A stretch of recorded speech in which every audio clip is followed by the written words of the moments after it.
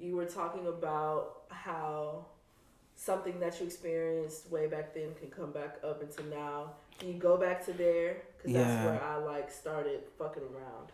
Yeah, no, just talking about how like being present in a way can allow you to experience like the essence of God beyond just the physicality of things, Mm-hmm. but just like you can notice those patterns of things. So say for example, like you can be touching a stem of a flower and the way in which the bristles rub up on your thumb gives a certain like feeling of, or pattern that you may have recognized before, like when you're being present. So what about the situation or whatever that you was thinking about where you experienced those patterns, like feeling up that stem associates with the patterns of what you're feeling right now, and how can you associate, like what is that telling you, if anything? Yeah. If anything, but it leaves a door open to explore the if anything. Yeah. And if there is something, then like the door was open for that. Yeah. And I feel like that's where people may say that I think too deep or something. Because it's almost like like my goal is to be present in every moment, to where I'm always tying shit together. You know, like those small experiences that you spoke of, not just with the finger, but like riding in the car and like I see you on the back of somebody's license plate. It might say somebody's name that I just thought. You know, it's like all of these things Yes. like just flow together. You Yeah. know.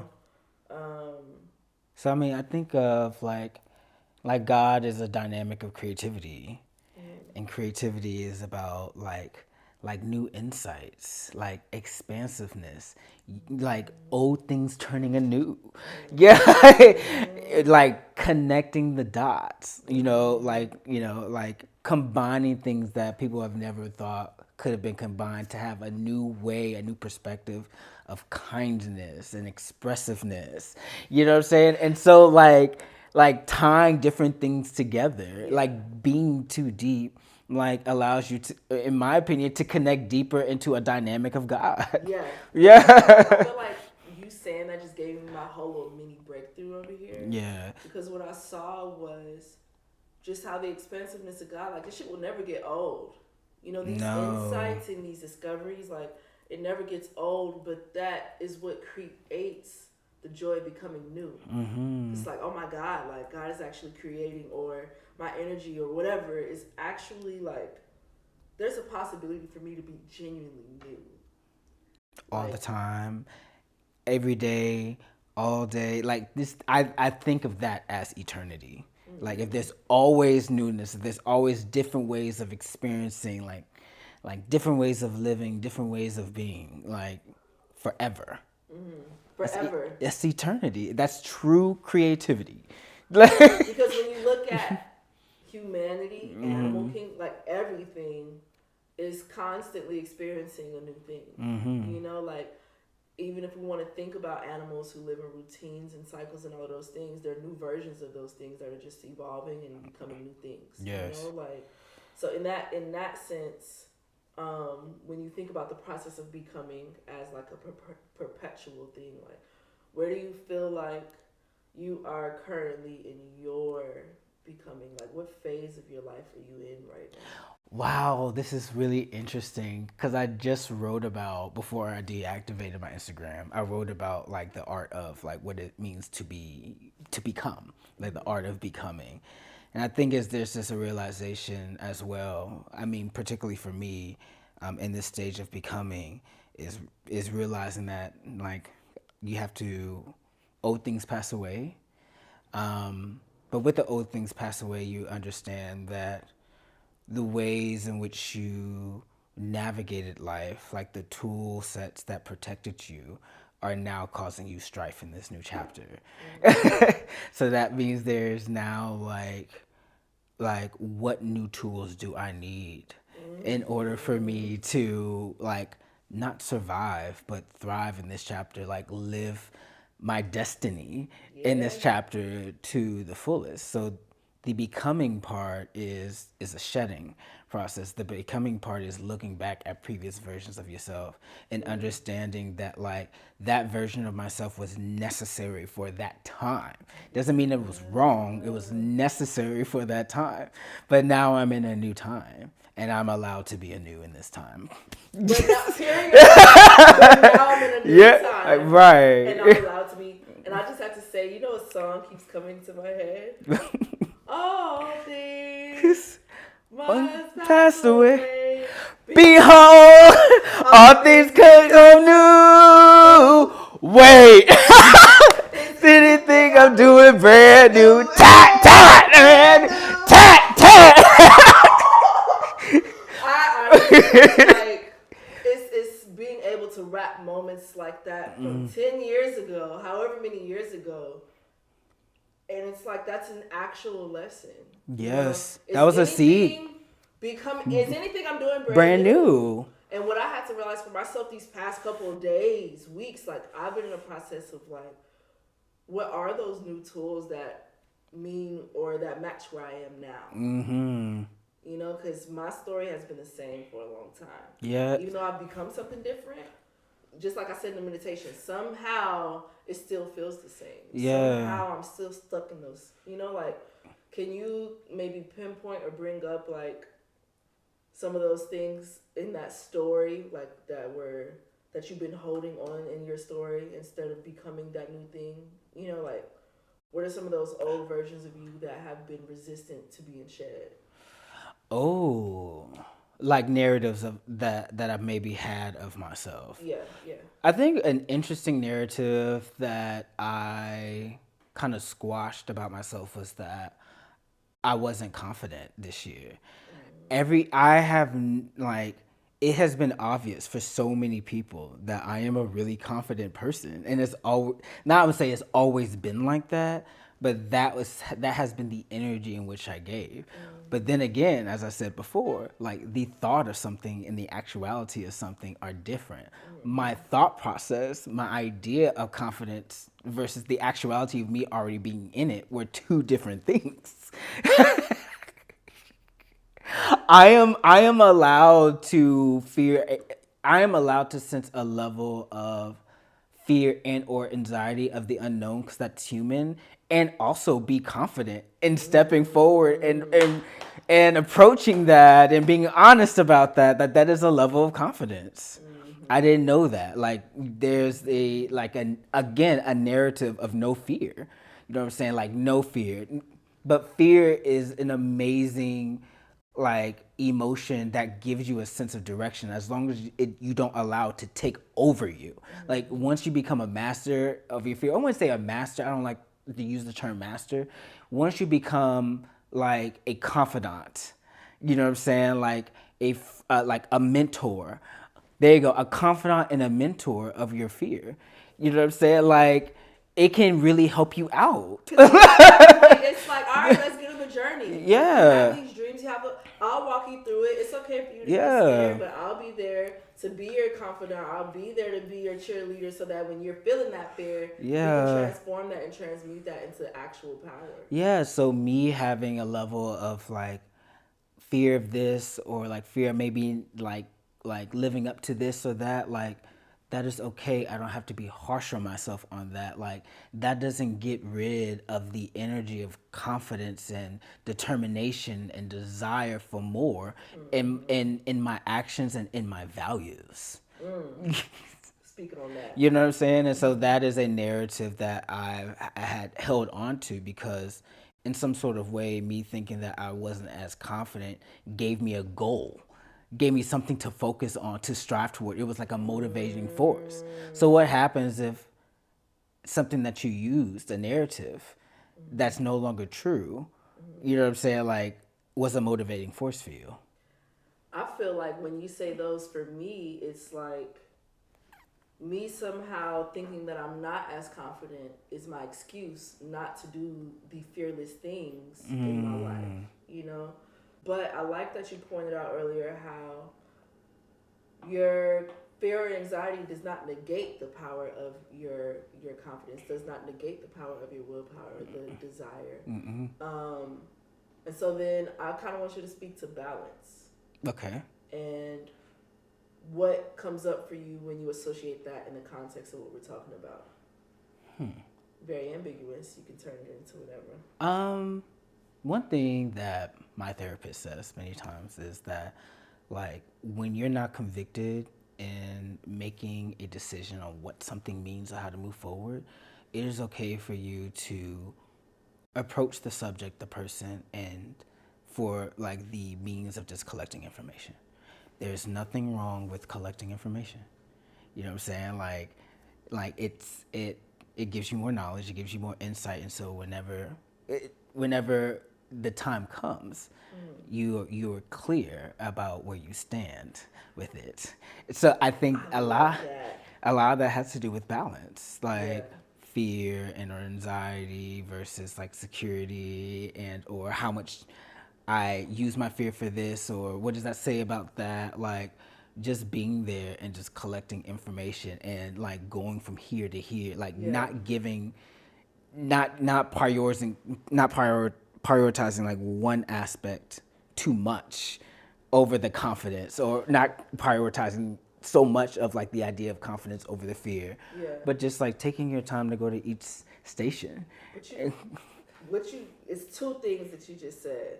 One, I think for me, I'm afraid of that process of collecting information.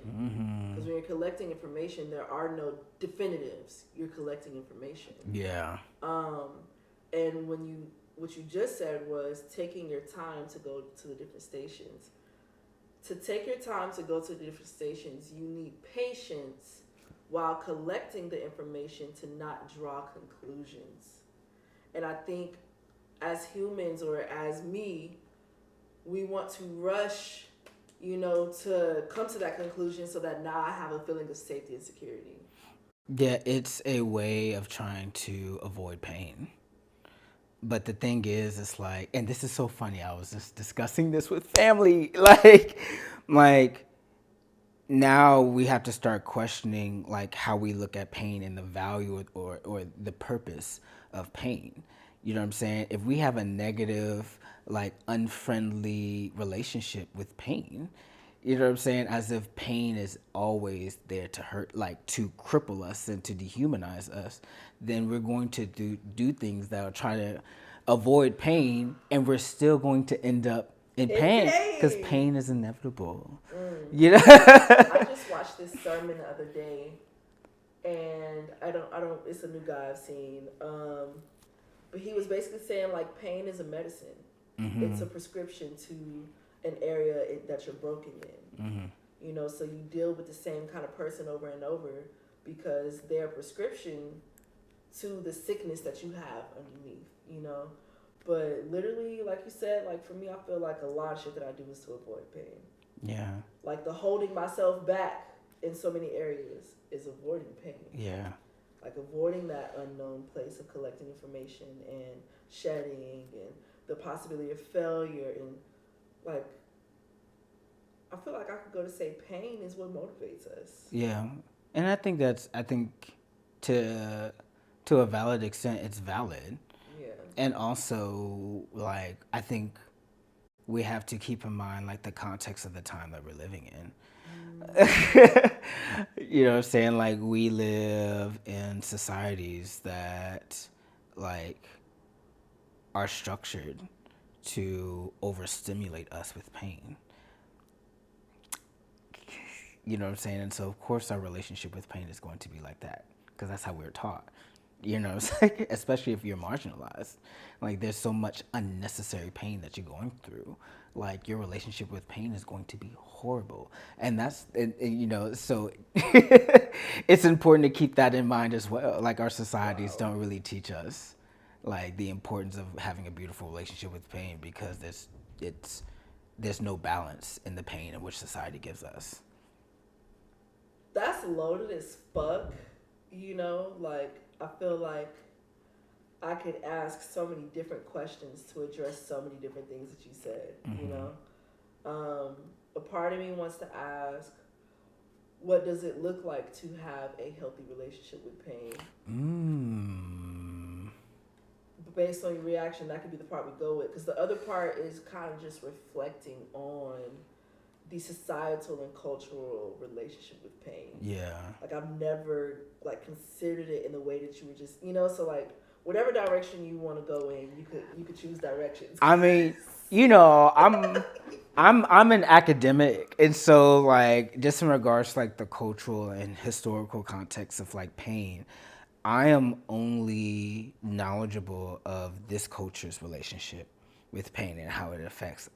I think that's why history is so important because it gives us like a lens that there are other realities like outside of the culture that we live in. And it's so funny. You know how I just I ran into my phone and like put up a thought? Like it was about culture. Wow. It was about culture. I said culture is artistically expressed philosophy. Artistically expressed. It's philosophy that's artistically expressed. Wow. At the core of what culture is, it's a philosophy of what and how life should be handled, or how do we question life.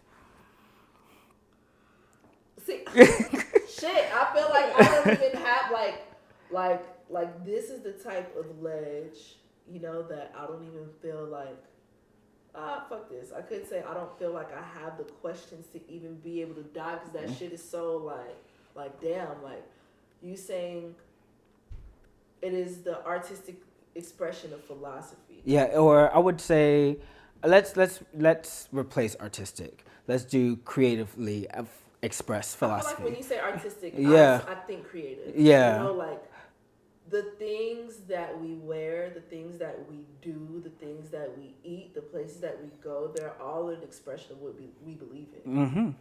Absolutely. Even like let's get into the social political realm, like gender, like what women should wear and what men should wear, or not what should, but the ideas of what those things are. It's a Heavy on the philosophy. ideas. It's a philosophy. The ideas. And I think if we looked at the little things in our lives, like it could tell us a lot about our ideas. Yeah. Because ideologically we may say one thing, but then in reality, like our lives will prove like the actual ideas that are stagnant, you know, like Yeah, it's culture is ideas that are made physical.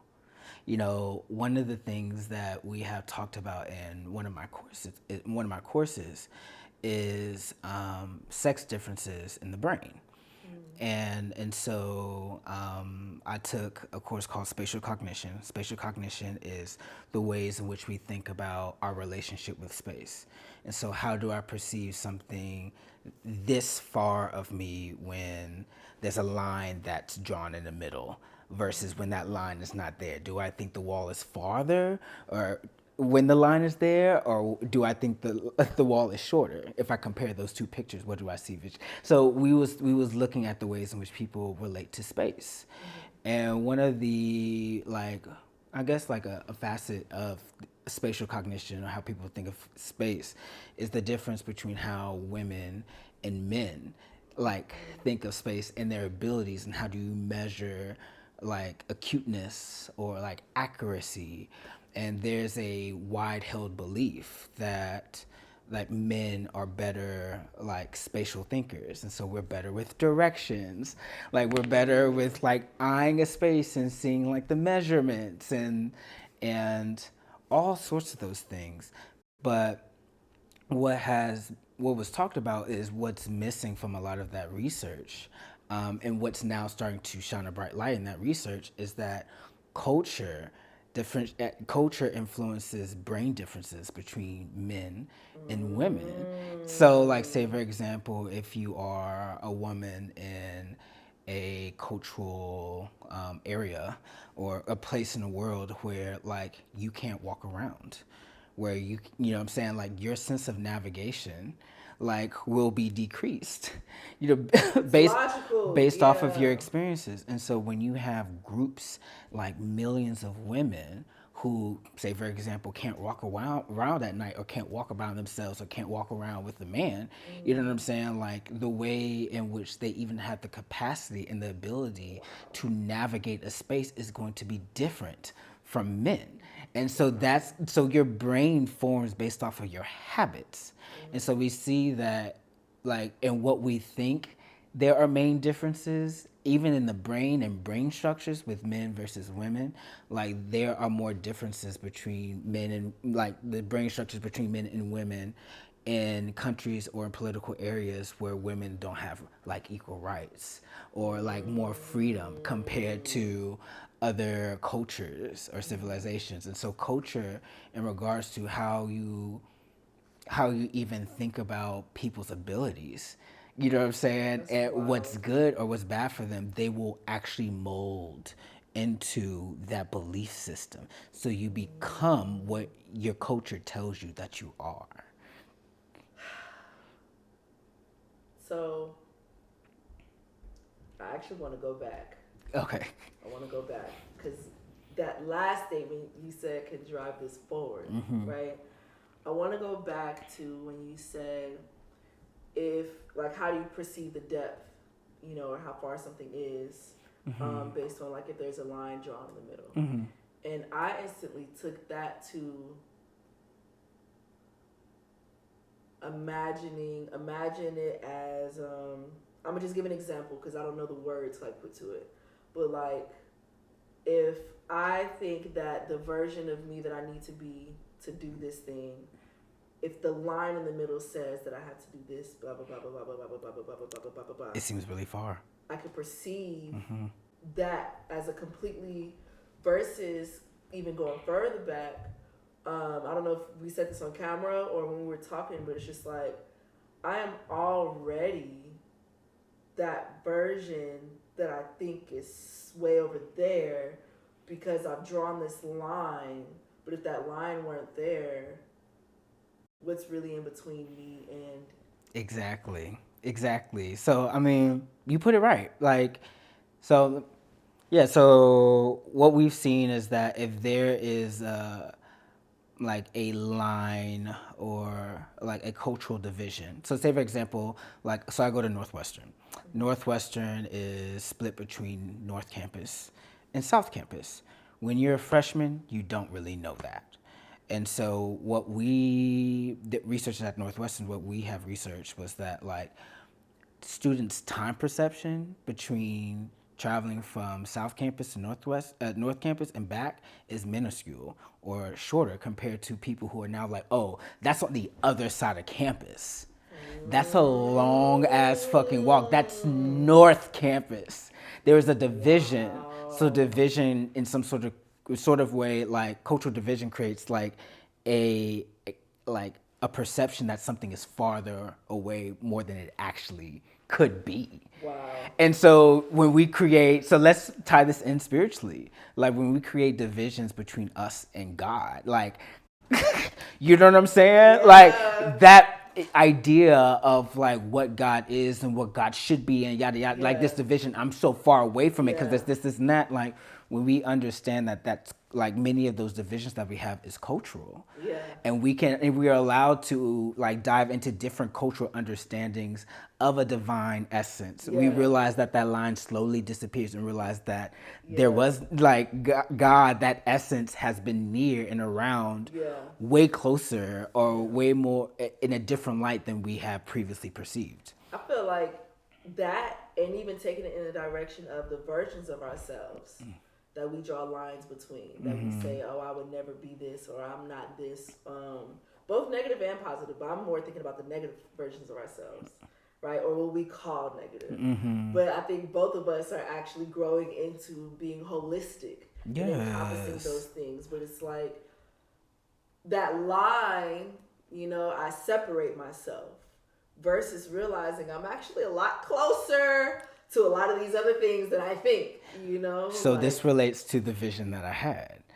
So beforehand, remember I told you, like when I'm looking in this mirror, this one light is now two, but we know that it's one light. but it's two here, and it's intersected. Like different perspectives of one thing can visually lead you to see two of something or multiple things of that.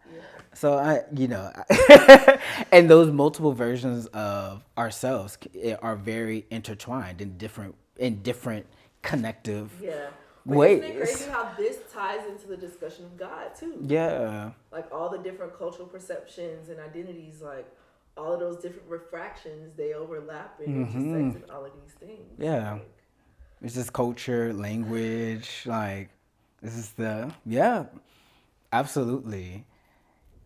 I think simply put, humanity is a mental mind fuck of so much shit, man. Like it's so many. But that's what keeps us on our toes. You know what I'm saying? Like just going back to the creativity portion, like in my humble belief system, and I'm not saying that this is right or correct or valid, but like in my humble belief system, I think creativity is the core of who we are as humans. We live differently, like every few years. You know what I'm saying? Like culture is like a reflection of the creative spirit, and so all these different like versions of ourselves, versions of, in essence, versions of like belief systems that point to like a divine essence. You know what I'm saying? Like it's just nothing but a reflection of the creativity, the God itself. You know? That's the end of this interview because that's it. Yeah. That's it. Yeah. So we'll stop this here, and then we're gonna actually have to introduce yourself to everybody because we damn sure ain't do the introduction. But we'll catch that. Thank you so much for the conversation, the digging within yourself that you did to offer true and honest answers, to you and from your heart. So thank you. I love you. Thank you. I love you too, baby. Yeah. This is beautiful. All right.